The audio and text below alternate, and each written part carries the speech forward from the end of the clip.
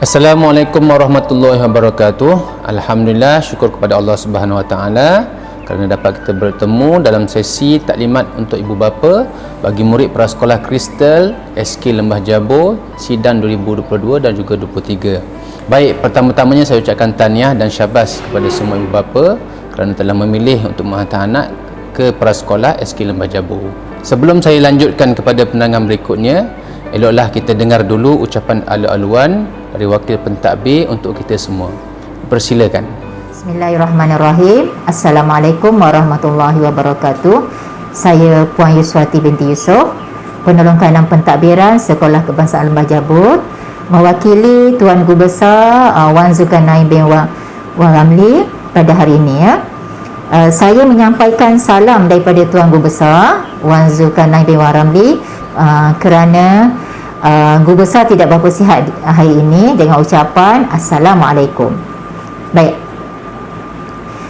di sini saya mengambil kesempatan mengucapkan tahniah kepada semua anak-anak, terutama kepada penjaga, kerana anak-anak terpilih, anak-anak tuan-tuan dan puan-puan terpilih untuk memasuki prasekolah bagi sidang akademik 2022 dan 2023. Untuk makluman semua, sebenarnya permohonan ke prasekolah SK Lembah Jabur ini setiap tahun terlalu ramai, tetapi keperluan sekolah kita hanyalah seramai 25 orang saja, dan anak-anak tuan-puan inilah yang terpilih untuk sesi sidang akademik akan datang. Dan pemilihan murid-murid pras seramai 25 orang ini adalah dipilih oleh ahli jawatankuasa prasekolah yang telah kita tetapkan. Akhir sekali saya mengucapkan terima kasih di atas kepercayaan tuan-tuan dan puan-puan memilih Sekolah Kebangsaan Lembah Jabur sebagai tempat pembelajaran anak-anak tuan-tuan dan puan-puan bagi sidang akademik 2022-2023. Percayalah bahawa anak-anak yang berada di Sekolah Kebangsaan Lembah Jabur akan dijaga dan dididik seperti anak-anak kami sendiri. Sekian, terima kasih. Baik, sebelum kita pergi kepada penerangan selanjutnya, saya nak tunjuk dulu prasekolah kita. Okey, inilah dia prasekolah kita dan juga bahagian dalam dia. Okey, prasekolah kita ni baru saja 3 tahun ditubuhkan dan dia tanpa kos. Perluasan ni berlaku tanpa kos, sebab tu kita guna barang apa sahaja yang ada. Okey, jadi segala kemudahan infrastruktur ni kita menggunakan apa sahaja yang ada di sekolah ni. Sebelum kita pergi ke penerangan berikutnya, adalah baik saya terangkan dulu, saya perkenalkan dulu ahli jawatankuasa prasekolah Kristal SK Lembah Jabur. Yang pertama sekali penasihatnya adalah Encik Wan Zulkarnain bin Wan Ramli, iaitu guru besar Sekolah Lembah Jabur sendiri. Okey. Yang kedua, naib pengurusinya pula adalah Puan Yuswati binti Yusof, iaitu penolong kanan pentadbiran yang bagi ucapan al-aluan tadi. Yang naib pengurusinya pula, naib pengurusi 1 adalah Encik Muhammad Zawawi bin Hamad, penolong kanan hal ehwal murid. Naib pengurusi 2 pula Encik Jupiter bin Muhammad Siddiq, penolong kanan kurikulum. Penyelaras prasekolah adalah saya sendiri, Encik Arif bin Muhammad, saya merupakan guru prasekolah, dan AJK-nya pula adalah Puan Nur Farihah binti Hamzah, iaitu pembantu pengurusan murid ataupun kita sebut PPM. Untuk sesi seterusnya adalah pengenalan guru prasekolah. Saya perkenalkan diri saya adalah Arif bin Muhammad. Asal saya daripada Cendering, Kuala Terengganu. Saya memiliki ijazah sarjana muda dalam pendidikan awal kanak-kanak dari UPSI. Saya ada pengalaman 11 tahun dalam bidang pendidikan prasekolah dan juga pendidikan khas. Untuk subjek pendidikan Islam pula, anak-anak kita akan diajar oleh Ustazah Syarina Suhaida binti Derasik. Beliau berasal daripada Dungun, Terengganu. Beliau memiliki ijazah sarjana muda syariah dengan undang-undang, dan beliau telah berpengalaman selama 7 tahun dalam bidang pendidikan. Itu pengurusan murid prasekolah adalah Puan Nur Farihah binti Hamzah. Beliau berasal daripada Besut, Terengganu, memiliki sijil pelajaran Malaysia SPM, dan beliau berpengalaman selama 4 tahun di prasekolah. Untuk prasekolah, kandungan pembelajaran kita mengikut kurikulum standard prasekolah kebangsaan ataupun kita sebut KSPK. Okey, dalam KSPK ni kita ada 6 tunjang utama. Yang pertamanya tunjang komunikasi. Dalam komunikasi tu kita ada belajar bahasa Melayu lah, bahasa utama kita bahasa Melayu dan juga bahasa Inggeris. Yang keduanya, tunjang kedua sains dan teknologi, kita ada sains awal matematik, sains awal dan juga matematik awal. Okey, untuk keterampilan diri kita ada sosio emosi. Tunjang yang keempat, perkembangan fizikal dan estetika, kita akan fokus pada aktiviti fizikal dan juga penjagaan kesihatan. Kita ada aktiviti gosok gigi setiap hari selepas rehat, dan juga kita ada aktiviti kreativiti dan estetika. Okey, seterusnya kita ada kerohanian dan sikap dan nilai. Kerohanian, sikap dan nilai ini akan diajar sepenuhnya oleh ustazah kita lah untuk subjek agama Islam. Dan seterusnya kita ada bidang kemanusiaan. Okay, seterusnya kita akan cerita tentang peraturan dan juga rutin yang berlaku di prasekolah ya. Okey, untuk kehadiran, murid diminta hadir ke sekolah di antara 7 suku hingga 7.30 pagi. Dan kita nasihatkan murid jangan datang terlalu awal kerana faktor keselamatan ya, kerana prasekolah kita berada di agak ke bawah. Pernah ada murid datang awal, dia seorang-seorang tunggu dekat depan tu. Jadi bahaya untuk anak-anak kita lah. Jadi saya harapkan jangan datang awal sangat. 7 suku dan 7.30 tu dah sedang elok dah.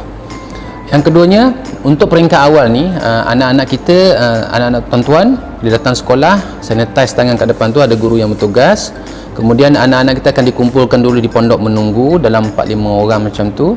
Kemudian PPM ataupun guru yang ada kat situ akan bantu anak kita untuk iring mereka turun ke prasekolah. Okey. Dan untuk hari-hari berikutnya, bila selepas 1 minggu 2 minggu, kalau kita tengok anak tuan-puan dah serasi dengan keadaan tu, dia dah tahu jalan ke prasekolah. Okey, jadi kita akan lepaskan dia berjalan dengan sendiri. Kalau dia ada kakak atau abang di sini, tu lebih mudah lah. Okey. Berikutnya, ibu bapa ataupun penjaga tidak dibenarkan sama sekali untuk menunggu anak di kelas walaupun pada hari pertama persekolahan. Ini tidak berlakulah seperti dulu. Sebelum ni anak ibu bapa boleh datang tengok di kelas kan. Tapi untuk musim PKP ni tidak dibenarkan sama sekali. Tuan puan hanya boleh hantar dekat pagar je. Kami akan uruskan perjalanan ke kelas dan juga sesi berikutnya lah. Okey. Okey, seterusnya PDPC ataupun pembelajaran ini bermula daripada 8 pagi akan berakhir pada pukul 12.30 hari. Maka ibu bapa hendaklah mengambil anak-anak tuan puan, hendaklah jemput anak pada pukul 12.30 hari. Dan kita harap tidak terlalu lambat lah. Kerana apa? Biasanya pada pukul 12 suku, 12.20 tu kebanyakan anak-anak ni dah balik. Kalau tinggal anak tuan puan seorang-seorang, kesian kat dia. Okey, jadi kita harap jangan lambat sangat. Kalau ada masalah, sila beritahu awal lah. Okey, jika anak tidak dapat hadir ke sekolah, maka hendaklah tuan-puan beritahu pada pihak guru kelas ataupun pembantu pengurusan murid. Okey, beritahu sebelum pukul 8 pagi. Kenapa? Kerana saya, guru kelas, akan masukkan kehadiran secara online dalam talian sebelum pukul 9 pagi, dan biasanya saya akan masukkan pada pukul 8.30 pagi. Jadi saya harap tuan-puan boleh beritahulah kalau datang lambat sikit, beritahu supaya saya tak tersalah masukkan maklumat tu. Okey, jika terdapat adang tu sila maklumkan, dan jika ada CJ sakit, MC ataupun surat atas sebab-sebab peribadi, bolehlah tuan-puan serahkan pada saya untuk saya rekodkan dalam fail. Baik. Ini poin yang ketiga ni sangat penting. Kita sangat tegas dalam perkara ni. Murid yang tidak sihat ataupun yang mempunyai simptom penyakit berjangkit tidak dibenarkan sama sekali untuk hadir. Okey, pada musim sekarang COVID-19 ni sangat berbahaya dan boleh merebak dengan cepat. Jadi tuan puan hendaklah jujur. Kalau tengok anak tu dah tak sihat, tolong ambil tindakan selamat, janganlah datang dulu.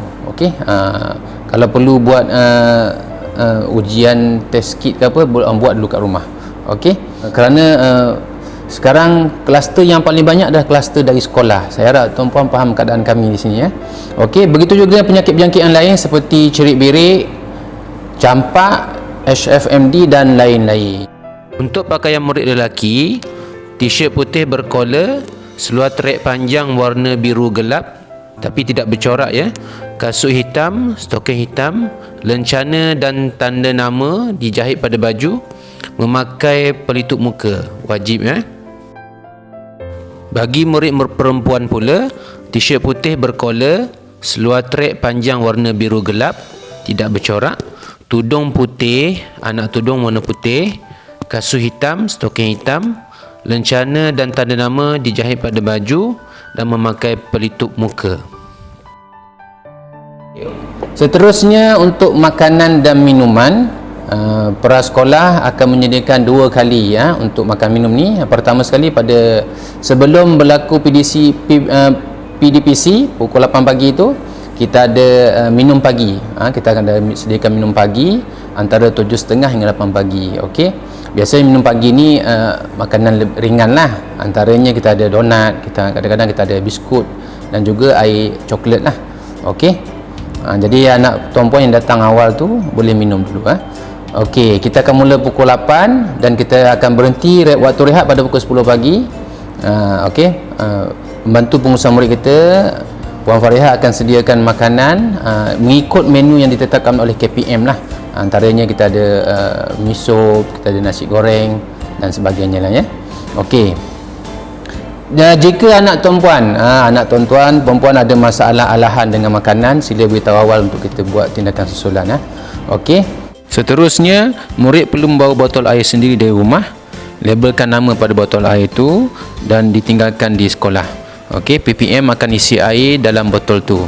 Jadi botol ni akan terus digunakan sampai hujung tahun lah. Okey, kalau kita tengoklah, kalau keperluan untuk tukar di tengah tahun, kita akan beritahu lah. Dan pastikan tuan-tuan membeli botol air yang mudah untuk dicuci, yang senang untuk kita uruskan. Okey, berikut adalah barang keperluan yang perlu disediakan oleh ibu bapa. Setiap murid perlu ada alat tulis yang asas, iaitu pensel pemadam, pensel warna dan juga pensel box lah. Okey, di sekolah kita ada sediakan gunting. Gunting memang ada kat sekolah, tak perlu belilah. Okey, yang kedua, setiap kali selepas rehat dah habis makan tu, kita ada aktiviti berus gigi. Jadi setiap anak perlu disediakan berus gigi, ubat gigi dan juga cawan untuk berkomor. Yang seterusnya, sapu tangan. Selepas cuci tangan, anak-anak ni nak lap tangan tu, jadi perlu sapu tangan. Okey, yang ini penting juga, kita minta ibu bapa sediakan baju dan seluar spare. Jadi baju ni bukan baju sekolah. Okey, dibungkus dalam plastik dan dilabelkan. Baju ni kita akan simpan di sekolah. Kalau berlaku emergency, kita boleh tukar baju anak-anak. Jadi baju ni kita simpan sampai hujung tahun lah. Okey. Yang seterusnya, selipar getah. Selipar ni selipar untuk bila aktiviti gosok gigi, kita akan buat di luar kelas. Jadi untuk memudahkan anak-anak ni, setiap hari nak keluar, tak perlu pakai kasut, pakai selipar je. Jadi kita belilah selipar yang murah pun tak apa, jadi mudah untuk dia pakai. Okey, lain-lain hal. Yang pertama, takwim jadual persekolahan kita ikut ketetapan KPM. Okey, sama seperti murid-murid tahun 1 sampai tahun 6. Okey, kalau ada berlaku arahan untuk PKP, kita akan ikut juga KPM. Yang keduanya, saya ingatkan sekali lagi, ibu bapa sama sekali tidak dibenarkan masuk ke kawasan sekolah.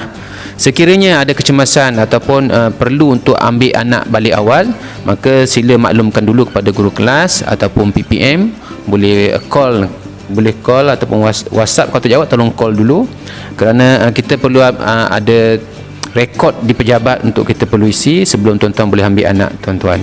Okey, itu saja untuk seksi taklimat ringkas yang boleh saya sampaikan untuk tuan-tuan dan puan-puan. Okey, jika ada sebarang pertanyaan, tuan-tuan dan puan-puan bolehlah tanya dalam grup kita yang saya dah buat tu, dalam grup WhatsApp kita, atau puan-puan boleh tanya personal pada saya atau juga PPM Puan Farihah. Okey, itu saja untuk kali ini. Sekian wabillahi taufiq wal hidayah. Wassalamualaikum warahmatullahi wabarakatuh.